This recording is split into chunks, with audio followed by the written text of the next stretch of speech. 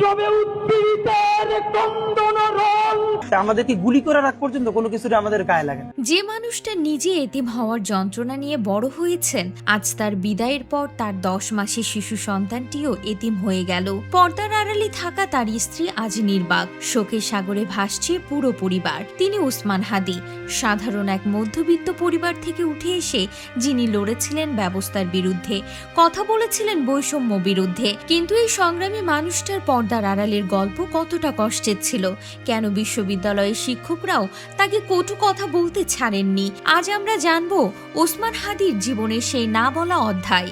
ওসমান হাদির পরিচয় দিতে গেলে সবার আগে আসে তার পরিবারের কথা। তার বাবা মরহুম মাওলানা আব্দুল হাদি ছিলেন একজন আদর্শ মাদ্রাসা শিক্ষক। 6 ভাই বোনের মধ্যে হাদি ছিলেন সবার ছোট। বাবার মাদ্রাসার শিক্ষকতা নিয়ে তিনি সারা জীবন গর্ব করতেন। হাদির পুরো পরিবারটি যেন ইসলামের আলোয় আলোকিত। তার বড় ভাই মাওলানা আবু বকর সিদ্দিক বরিশালের গুছিয়া মসজিদের খতিব, মেজু ভাই ঢাকার সফল ব্যবসায়ী। শুধু ভাইরা নন, তার 3 বোনের স্বামীরাও দ্বীনি শিক্ষার সাথে যুক্ত। এক কথায় নীতি, নৈতিকতা আর আদর্শের এক পাঠশালায় বড় হয়েছেন হাদি। অথচ এই মানুষটাকে সারা জীবন লড়তে হয়েছে পরিচয় সংকটে। ওসমান হাদি মেধাবী ছিলেন। ঢাকা বিশ্ববিদ্যালয়ের রাষ্ট্রবিজ্ঞান বিভাগ থেকে পড়াশোনা করেছেন। কিন্তু শহুরে 5টা ছেলে মেয়ের মতো তার ভার্সিটি জীবন সহজ ছিল না। মাদ্রাসা ব্যাকগ্রাউন্ড থেকে আসায় মাথায় টুপি আর লম্বা চুল রাখার কারণে তাকে প্রতিনিয়ত টিটকারি শুনতে হয়েছে। এমনকি নিজ বিভাগের শিক্ষকরাও তাকে শিবির বা হেফাজত বলে সম্বোধন করতেন। কোনো রাজনৈতিক দলের সাথে যুক্ত না থেকেও শুধুমাত্র ধর্মীয় পোশাকের কারণে এই ঘৃণা তাকে মানসিকভাবে ভেঙে দিত। জীবন চালাতে কখনো টিউশনি করেছেন, কখনো কোচিং এ পড়িয়েছেন।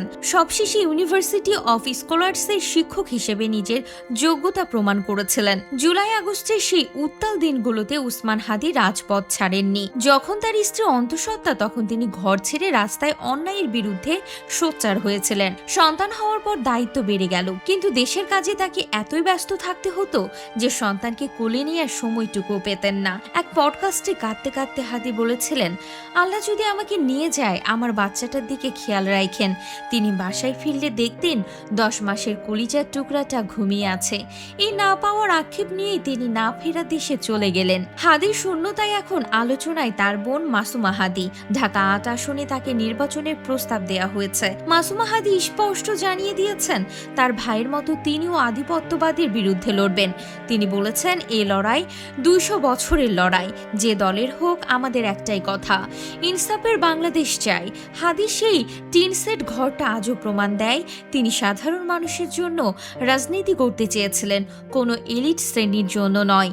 ওসমান হাদি হয়তো আজ নেই, কিন্তু তার রেখে যাওয়া আদর্শ আর ইনসাফের ডাক হাজারো তরুণের হৃদয়ে প্রতিধ্বনিত হচ্ছে।